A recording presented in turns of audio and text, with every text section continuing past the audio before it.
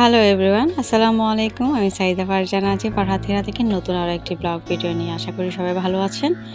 আমিও আলহামদুলিল্লাহ ভালো আছি আপনাদের দোয়ার ভালোবাসায়। তো আজকের ভিডিওটি অনেক দিন পরে নিয়ে এসেছি, যেহেতু আমি এখন রেগুলার কাজ করতে পারছি না। অনেক দিন পর পর কিন্তু আমি ভিডিও দিচ্ছি, গ্যাপ পড়ে যাচ্ছে আর কি। তো আপনাদের কাছে রিকোয়েস্ট থাকবে, প্লিজ ভিডিওটা লাইক দিয়ে সম্পূর্ণ দেখবেন।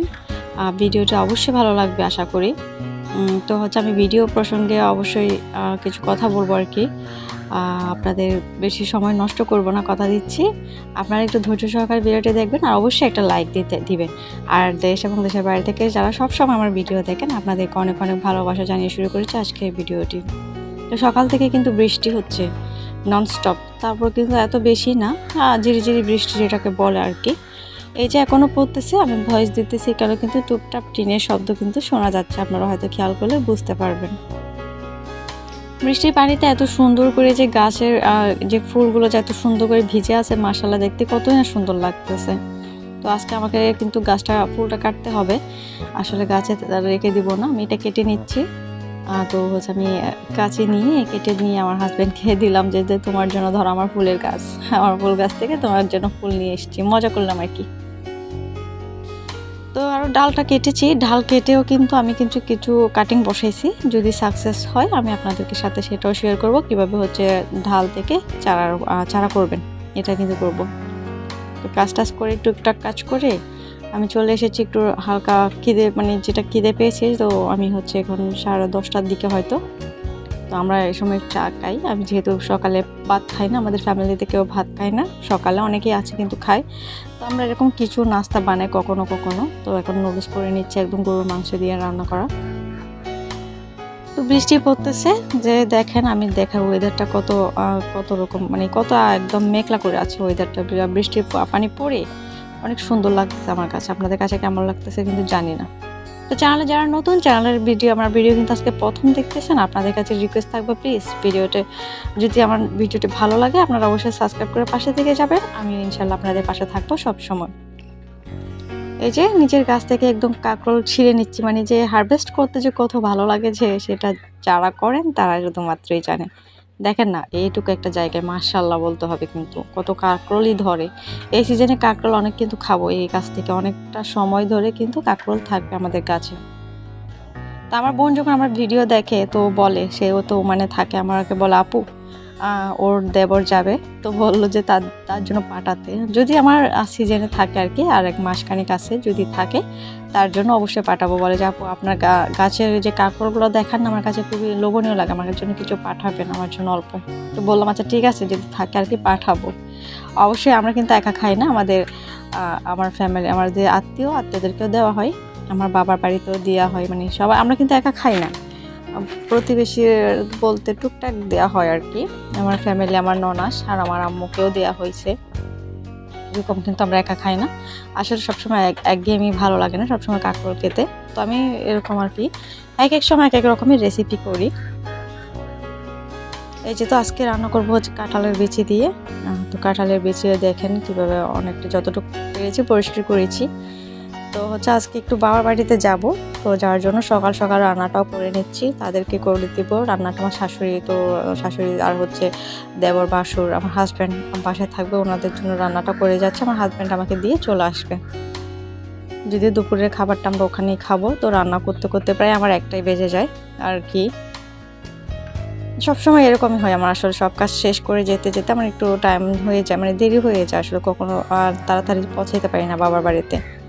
এই যে আর কি রান্নাঘর সব কিছু করে দিয়ে তো রান্নাটা করে আছে। আমি এটা কিন্তু রাতের ভিডিও, আগের দিন যেদিন যাবো এর আগের দিন কিন্তু ভিডিওটা দেখলাম, যে বেশ খানিক অনেক দিন যাবত আমার আসলে এই জিনিসগুলো গুছাই না, এমন কিন্তু না, গুছিয়ে রাখি। কিন্তু এই যে বাচ্চা আর বাচ্চার বাবা দুজনই কিন্তু কম না, দুজনই কিন্তু আমার ঘরগুলো পুরো গোছালো করে রেখেছে। এই যে দেখিয়েছি আমি আপনাদেরকে আমার ডয়াটি কী অবস্থা করেছে।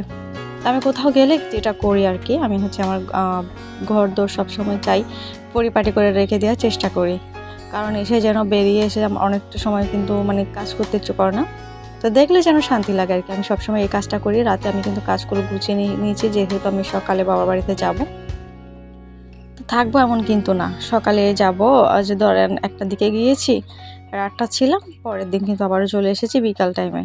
তো আর কি মেয়ের বই টইও সেগুলো একটু গুছিয়ে নিচ্ছি। দেখেন মেয়েকে আর কি শখের বয়সে অনেক বই কিনে দেওয়া হয়েছিল মেয়েকে, আর পড়ার বেলায় কিন্তু আর কি পড়ার বেলাতে সে ফাঁকিবাজি। যাই হোক এখনো ছোট মানুষ, এত চাপ দিচ্ছি না। তো তার বাবা শখ করে কত বই যে তার জন্য নিয়ে এসেছে বলা যাবে না, মানে এত বই অনেকটা ছিঁড়েও ফেলেছে, সে ছোটবেলায় আনছে, বাবার ভালো লাগছে। তো এখন মেয়ে পড়তে পড়তে আসলে সবগুলো বই শেষ করে ফেলেছে। আচ্ছা যাই হোক, তো আমি সব কিন্তু কিছু গুছাই রাখি। আপনারা কারা কারা এই কাজটা করেন আসলে কমেন্টে জানাই দিবেন। মানে কোথাও গেলে যদি যাওয়ার আগে যদি ঘরটা গুছিয়ে রাখা যায়, জিনিসগুলো গুছিয়ে রাখা যায়, তাহলে মানে ভালোই লাগে, ফিরে এসে এতটা চাপ লাগে না। এই যে দেখেন সে ম্যাজিক সিলেটের কি অবস্থা করেছে, এতবার একটা ক্রেস ফেলে দিছে, মানে একটা দাগ ফেলে দিছে, যেটা যাচ্ছে না, ক্রেসটা যাচ্ছে না। আমি অনেক চেষ্টা করেছি, যাচ্ছে না, এটা একটা দাগই হয়ে গেছে। তো তাকে এখন স্কুলে ভর্তি করাই নাই, সামনের বছরে জানুয়ারিতে তাকে ভর্তি করাবো ইনশাল্লাহ। আমার যেহেতু কোনো ছোট বাবু ছিল, এবছর তাকে, তার বয়সও তেমন একটা হয়নি, আমি ভর্তি করাতে চেয়েছিলাম। তার বাবা বলে এত তাড়াতাড়ি তাকে প্রেশার না দেওয়াই ভালো এত ছোট বয়সে। আচ্ছা যাই হোক, দিলাম না পড়াতে। তো আমিও তো ও বাবু নিয়ে একটু ব্যস্ত আছি, তাকে মাঝে মধ্যে টুকটাক পড়াই, এত বেশি তাকে চাপ দিই না এখনো। তো আর কি সব কিছু গুছিয়ে নিচ্ছি, মানে দেখতেই ভালো লাগে। আর আমার হাজব্যান্ডের কথাই বলি, সে আমাকে বলে তার মানে যে তার যে ড্রয়ারের কাপড় আমি গুছিয়ে রাখি, যে আপনারা দেখবেন এখন। তো সে আমাকে বলে আমি সংসারে কি এমন কাজ করি, রান্না বান্না ছাড়া কি এমন কাজ আছে। আর এই ভদ্রলোকই করছে কি দেখেন, ভদ্রলোক সবগুলো একটা ড্রয়ার, সেই মাত্র শুধু উনি ইউজ করে, এটা আমরা কি ইউজ করি না, ওনার জন্য এটাই। কিন্তু কাপড়ের অবস্থা করছেটা কি দেখেন। আমি এখন সবগুলো গুছিয়ে রাখবো, মানে আসলে সময় নিয়ে পারছিলাম না, করব এরকম একটা চিন্তা করছিলাম, মানে সময় হয়ে উঠছিল না। তো ভাবলাম যে আজকে রাতেই করে দিই কাজটা, আমি রাতে যেহেতু ঘুমানোর টাইমে কাজটা করে দিচ্ছে। মানে এত কাপড় যে উনার, উনি যে সবসময় মানে একটা পরবে এটা বাইরে রেখে দিবে, একটা পরবে আর একটা মানে বাইরে রেখে দিবে, এটা ঢোকানোর নাম থাকবে না, সব কিছু আমাকেই করতে হয়। এই কিছুদিন আগে কিন্তু সবগুলো জামা আমি আয়রন করে রেখেছিলাম, কয়েকটা জামা ছাড়া অনেকগুলো জামা তাকে আমি আয়রন করে দিয়েছি। দেখেন তো আবার কত সুন্দর হয়ে লাগতেছে, মানে চোখের সৌন্দর্য আসলে সব থেকে বড় সৌন্দর্য আমি মনে করি। না একটা কথা আছে, সাজলে নারী গুছাইলে বাড়ি, আগে কেমন ছিল দেখেন আর এখন কেমন লাগতেছে জিনিসটা।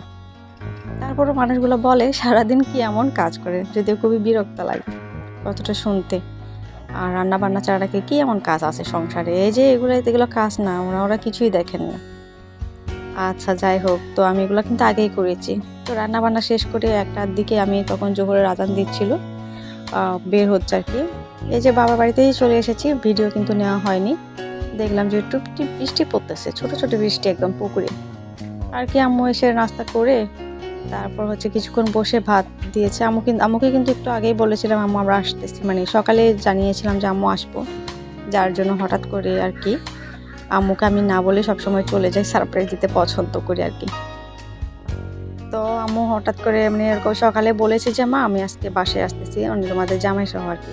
তো অসুস্থ মানুষ যতটুকু পেরেছে আলহামদুলিল্লাহ, যাক শুক্রিয়া, যতটুকু হতে পেরেছে আমার জন্য করেছে আমার আম্মু। কিন্তু আমরা যা ভালো থাকলে, অসুস্থ যদি না থাকে ভালো থাকে, সবসময় অনেক কিছু করার চেষ্টা করে। তো ভিডিওটি কেমন লেগেছে, ভিডিওতে কিন্তু অনেক বাজে নয়েস আসতে পারে, ওই যে ট্রেনেতেও শব্দ আছে, আপনারা হয়তো এটা খেয়াল করলে বুঝবেন। ভিডিওটি কেমন লেগেছে, ভিডিও রিলেটেড একটা সুন্দর কমেন্ট করবেন। আশা করি ভিডিওটি যদি ভালো লাগে একটা লাইক দিবেন, আবারও বলছি একটা, যারা লাইক দিতে ভুলে গেছেন লাইক দিবেন, আর ভালো লাগলে চ্যানেলটা সাবস্ক্রাইব করে পাশে থেকে যাবেন। আমি ইনশাল্লাহ আপনাদের সবসময় পাশে থাকবো। কথাটা একটু অগুছালো হয়ে গিয়েছে, আপনারা হয়তো একটু মানিয়ে গুছিয়ে নেবেন। আর সব সময় আমার চ্যানেলের চোখ রাখবেন, কোনো না কোনো সময় নতুন ভিডিও একটা নিয়ে চলে আসবো। তো সবাই ভালো থাকবেন, সুস্থ থাকবেন, দেখা হবে অন্য কোনো ভিডিওতে। আল্লাহ হাফেজ, থ্যাংকস ফর ওয়াচিং।